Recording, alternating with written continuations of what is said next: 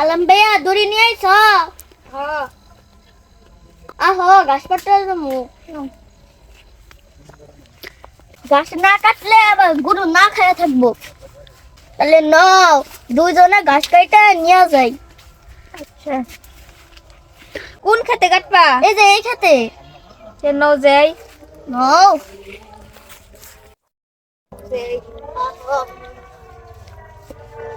আদানো তো দিয়া দিল, নামাজের সময় এগুলো গাছারে উঠাও।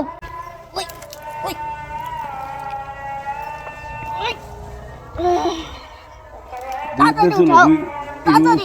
ওই দারোগলা রাগে যাকে নেই মাছ নেই। ওগো ওই ওই করে উঠাও। উঠাইতেছি তো।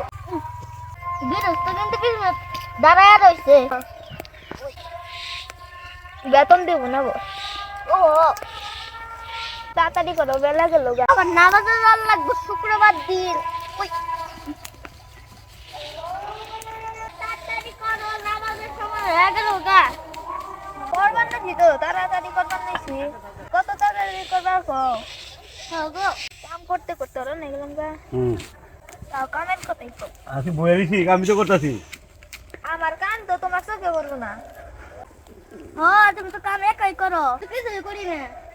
কত দিক গাছ তোলা লাগছে, তুমি একটাও তুলে পারো না। গৃহস্থ পিছনে দাঁড়ায় রয়েছে দেখছো। আবার রাইতে আবার আমাকে খাইবার দিব না। ভালো করে বুঝে নিয়ে যাই গে। গৃহস্থ কইছে যে ভালো করে কাম করলে মুরগি মাংস দেয়া বাদ দিব। এটা তো ভালো হইলো। বাপ মতো কাম করো, কানের জানিয়ে শোনা মন। কাম ভালো করলে গৃহস্থ খুশি হবো। ভালো করে টাকাও দিব, খাওয়ানো দিব। ও এটা বুঝছি, গৃহস্থ ভালো আছে না, নগে নগে কাম করতেছে। আমরা উঠে যাই আর গৃহস্থ নিয়ে সাবা দেয়।